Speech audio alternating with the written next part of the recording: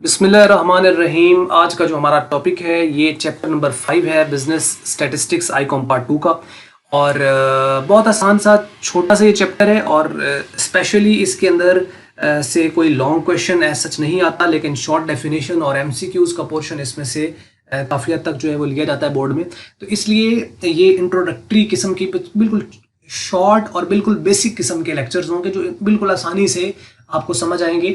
और अगर आपने पहला लेक्चर, दूसरा, तीसरा, चौथा नहीं भी पढ़ा हुआ तो आपको ये इंडिपेंडेंटली ये चैप्टर समझ आएगा। लेकिन बाकी कुछ चैप्टर ऐसे हैं जैसे कि अगर आपने दूसरा चैप्टर अंडरस्टैंड करना है तो आपको पहला पढ़ना पड़ेगा, अगर आपको तीसरा अंडरस्टैंड करना है तो आपको दूसरा पढ़ना पड़ेगा, चौथे के लिए भी आपको पहले, दूसरे, तीसरे की जो है वो नॉलेज होना ज़रूरी है।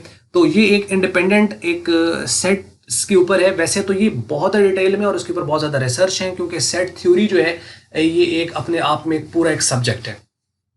लेकिन यहाँ पे जैसे मैंने आपको बताया कि ये आईकॉम के लिए लेक्चर हैं तो बिल्कुल बेसिक हैं इसके अंदर, तो लिहाजा इसके अंदर बिल्कुल बेसिक चीज़ें हम अंडरस्टैंड करेंगे सेट के हवाले से, ताकि हमारी डेफिनेशंस का जो पोर्शन है आईकॉम वालों के लिए क्लियर हो जाए। बाकी इंशाल्लाह डिटेल में अगर हम इसको वीडियोज़ को देखें तो वो फिर आने वाले दिनों में इंशाल्लाह हम इसके ऊपर लेक्चर जो कॉम्प्लेक्सिटी के जो क्वेश्चन हैं या उस चीज़ को हम इंशाल्लाह आने वाले दिनों में हम डिस्कस करेंगे। आइए हम शुरू करते हैं सेट के हवाले के। सेट होता क्या है, हम किसे कहते हैं सेट? तो मैट्रिक्स में भी आपने ये पढ़ा हुआ है, जब मैट्रिक यानी प्रॉबेबली 9th क्लास के अंदर भी ये चैप्टर है। उससे पहले भी आप 5वीं 6ठी जमात में जो है, उससे पहले जूनियर क्लासेस के अंदर जो है उसके अंदर भी आप ये पढ़ चुके होते हैं। लेकिन वो क्या है ना कि जैसे इंग्लिश हम कब से पढ़ते आ रहे हैं, लेकिन हमें फिर भी वो अभी क्लियर नहीं हुई। इस तरह मैथमेटिक्स का है, कुछ चीज़ें रिपीट होती हैं तो, लेकिन वो टाइम टू टाइम फिर भूल जाती हैं, फिर उन्हें याद करना होता है। चीज़ें वही हैं, लेकिन आइए हम इसको कोशिश करेंगे कि इसको सही तौर पर हम जितना हो सके हम इसको अंडरस्टैंड कर लें, समझ लें। डेफिनेशन बहुत आसान है, जैसे कि लिखा हुआ है, आपको अगर आती है तो इतनी सी आपने लिखनी है और विद एग्जांपल आपने नीचे लिख देनी है। लेकिन हमें इसको डेफिनेशन को अंडरस्टैंड करने के लिए सारे पॉइंट्स यहाँ पे लिखे गए हैं। डेफिनेशन है, अ set is a collection of well defined distinct objects. That's it. A set is a collection of well defined distinct object. खत्म हो गई।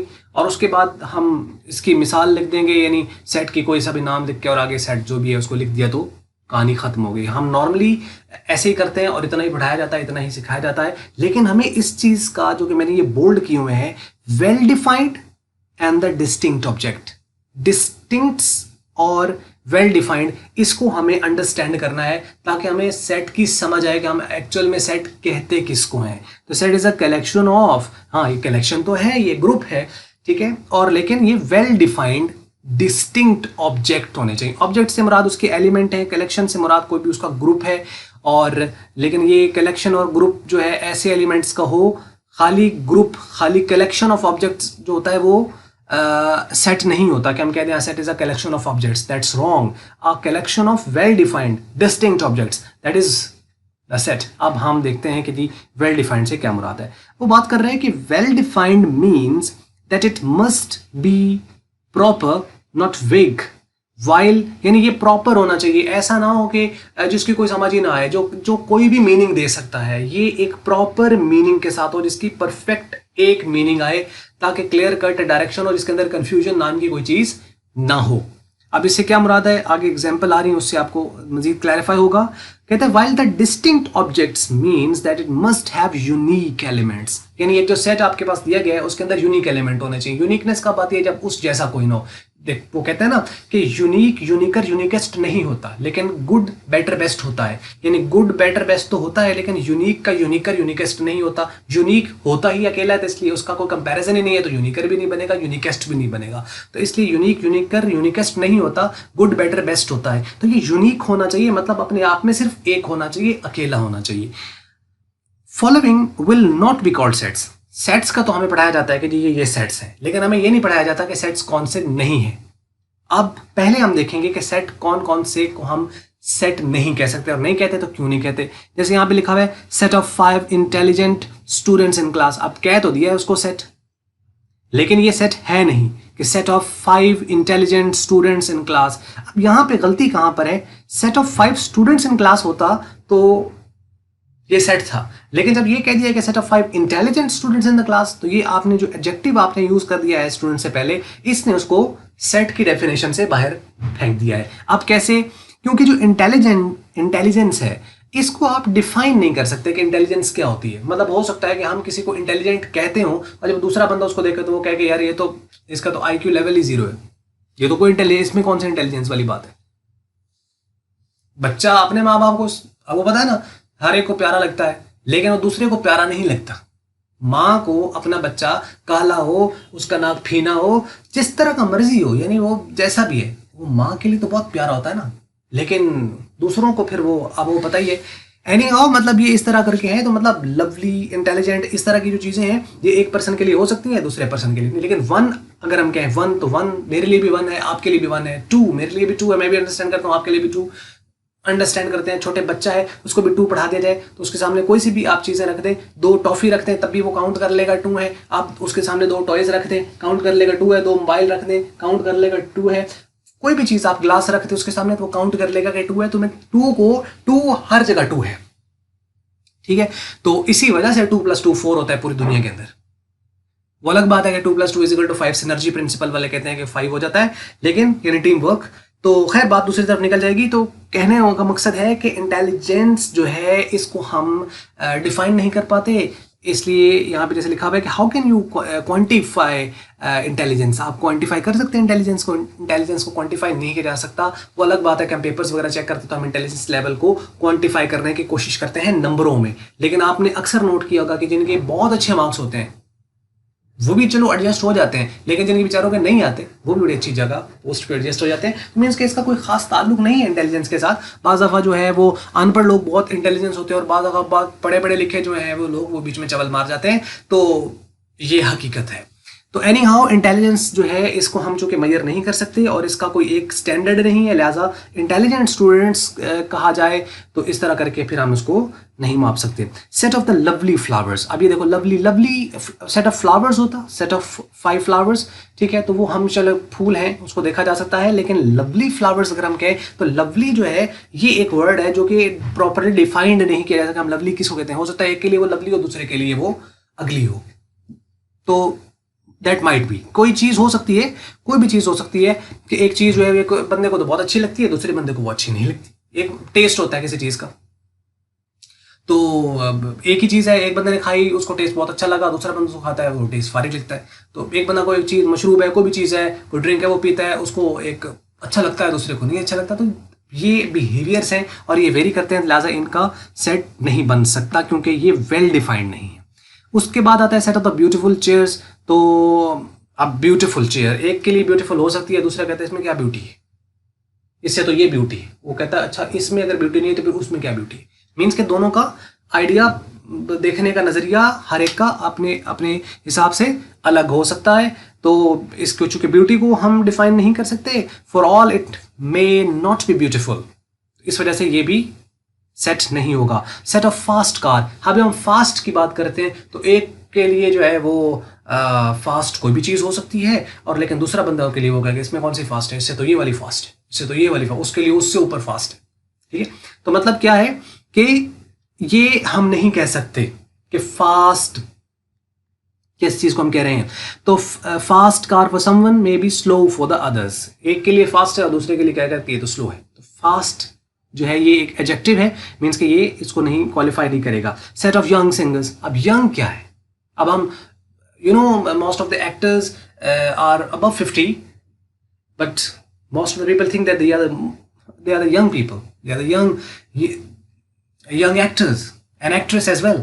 तो इसका मतलब है कि एक बंदा तो उसको कंसिडर कर लिया, दूसरा बंदा उसको कहेगा कि इसमें ऐसी कोई चीज़ नहीं है। तो मीन ये जो यंगनेस है इसको हम मेजर नहीं कर सकते, क्वांटिफाई इसको नहीं कर सकते। सिमिलरली जो वर्ड यंग है इसको भी हम प्रॉपर्ली डिफाइन नहीं कर सकते कि ये यंग किसको कह रहे हैं। अब कोई कहता होगा कि यार यंग सिर्फ वो है जो कि 20s में है जी, कुछ कहेगा जी 30s वाला भी यंग है, कुछ कहेगा नहीं 40 तक भी ठीक होता है, दैट्स ओके।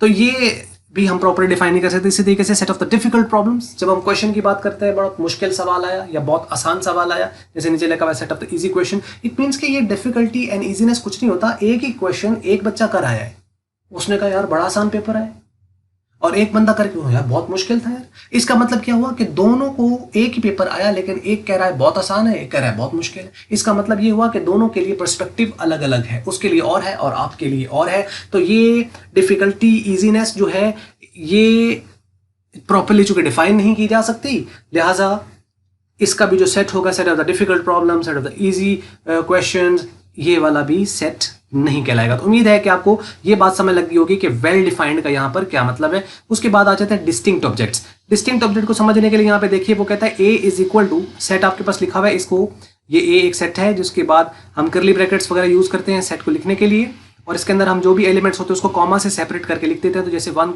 2, 3, 4, 4 और 5। अब इसमें देखें यहाँ पे 4 जो है ना ये डिस्टिंक्ट नहीं है, रिपीट हो रहा है। तो मीन्स इसकी रिपीटनेस को हम खत्म करेंगे और इसको डिस्टिंक्ट बनाएंगे और इसको एक बार लिखेंगे। यानी सेट के अंदर जो एलिमेंट है वो रिपीट नहीं हो सकता, लेकिन मैट्रिसेस जो होती है उसके अंदर एलिमेंट रिपीट हो सकता है। जैसे आपने देखा होगा 2 है, 2 है, 2 है और 2 है, सारे ही एलिमेंट उसके same.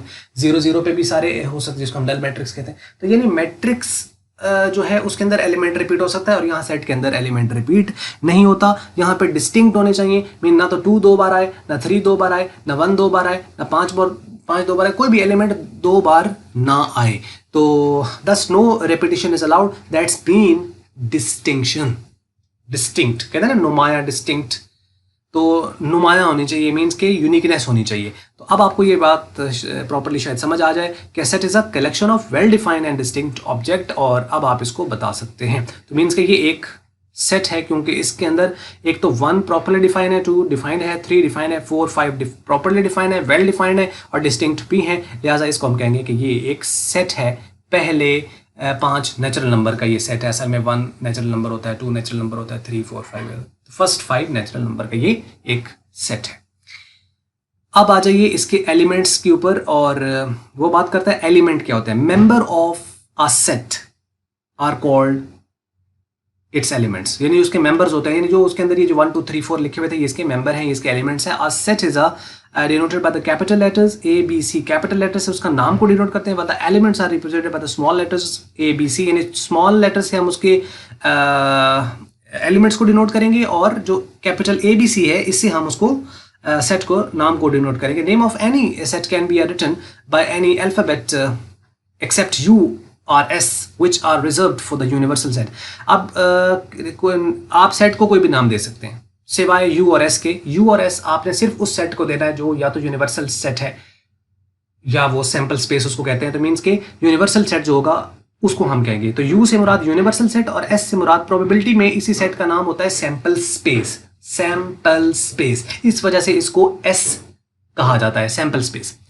Number of elements of a set called its cardinality, यानी एक सेट के अंदर कितने नंबर ऑफ एलिमेंट्स हैं उसको कार्डिनलिटी कहा जाता है। यानी अगर 3 एलिमेंट है तो उसकी कार्डिनलिटी 3 है, अगर 5 एलिमेंट है तो उसकी कार्डिनलिटी 5 है, 10 एलिमेंट है तो उसकी कार्डिनलिटी 10 है। लेकिन अगर रिपीटनेस हो रही है तो वो एक बार काउंट होगा, ठीक है। जैसे अगर मैं कहूँ आपको कि सेट है 1 2 2 2, तो इसकी कार्डिनलिटी कितनी है, इसकी कार्डिनलिटी 2 है, इसकी कार्डिनलिटी 4 नहीं है, क्योंकि 1 एक बार और 2 चाहे 3 बार आया है, लेकिन कार्डिनलिटी इसकी 1 की एक बार और 2 चाहे 3 बार आए वो एक ही कंसिडर होगा। तो लिहाजा 2 एक बार आया और 1 एक बार आया, मतलब इसकी कार्डिनलिटी 4 के बजाय 2 होगी। तो बात आपको कार्डिनलिटी भी समझ लगी होगी। यहाँ वो कहता है कि सेट ए है 5 6 7 8 9, here A is a set with 5 elements 5 6 7 8 9, hence its cardinality is 5।